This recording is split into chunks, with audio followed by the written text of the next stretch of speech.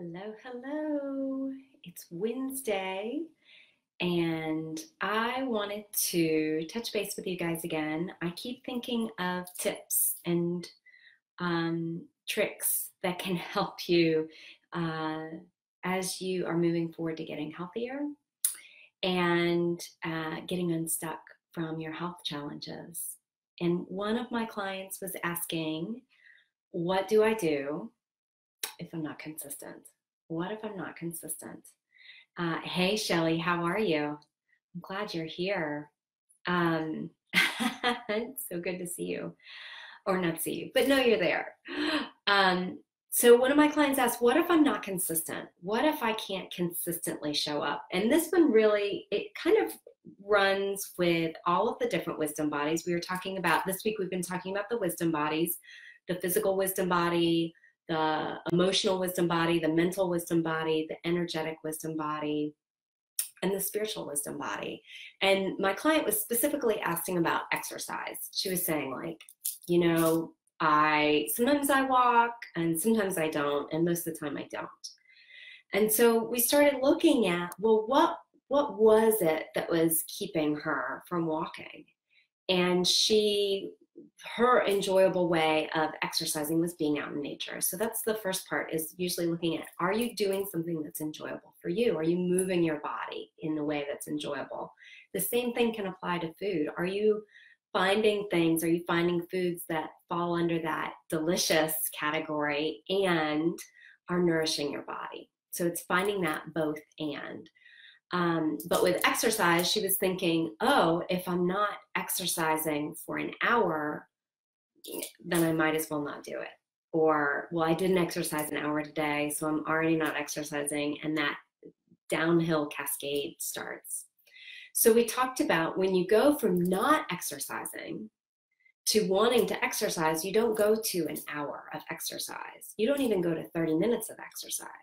You go to putting on your shoes. Or 5 minutes. Maybe it's putting on your shoes and going to the mailbox. Maybe it's walking the dog down the street and back.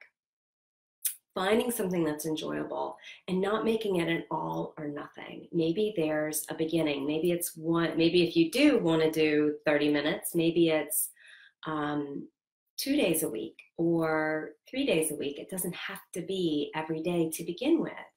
The same is true for meditation. What if I'm not consistent with meditation? That's how I also feel. I do it occasionally. I would rather people do a short amount of time in meditation. I would encourage people to do a short amount of time in meditation and make it consistent, rather than trying to do, I'm going to do an hour of meditation every day. Well, maybe that doesn't work for you right now. That doesn't mean that's forever. It just means right now. So sometimes I think that becomes a story in our heads, right? This is where the mental body comes in. Oh, I'm the one who can't stick with anything. I'm the one who never is able to exercise. I'm the one who can't meditate. I'm not really a meditator, right? That's the story we tell ourselves. So we have to look at what the mental body, the mental wisdom body is saying, as well as how are we trying to carry that out? How are we taking it into account? So how can you compassionately, kindly support yourself in that way of doing what is most kind to this human that's on this earth that's really struggling to be consistent, to show up for meditation, to show up with good food, to show up in moving your body? So how can you kindly do that? As we talked about at the beginning, as I was saying, is making sure that you're doing something that feels enjoyable. Now, it may not be comfortable, but maybe it's something that you love. So moving your body in a way that, for me, going to the woods is like, it's the best thing ever, to go to be with the trees. So I found that moving my body is way more enjoyable when I'm in the woods than walking around my neighborhood. Walking in my neighborhood is fine. It's movement, but it's not something I'm like, I'm so excited, I'm going to go walk in my neighborhood today. It's okay. But I'm so excited I get to go to the woods today. Yes. I'm so excited I get to do yoga today. Yes. I'm so excited I get to dance in my living room today. Yeah, get a hula hoop, turn on some music and dance. How can you do something that is enjoyable? And how can you take your hand? Hey, Regina, I see that Regina's here too. How can you take your hand, that small young self of you that is either scared, worried, not feeling safe, and help her or him do the thing that is most kind and compassionate for your body. Kindness is most of the time is not chocolate cake. That is not kindness. It's what is kind to your body, what is compassionate. And sometimes compassionate means doing something that is uncomfortable. So I'll give you an example. For me, I went mountain biking for the first time ever this weekend. It was really hot. It was 94 degrees on Saturday in Georgia.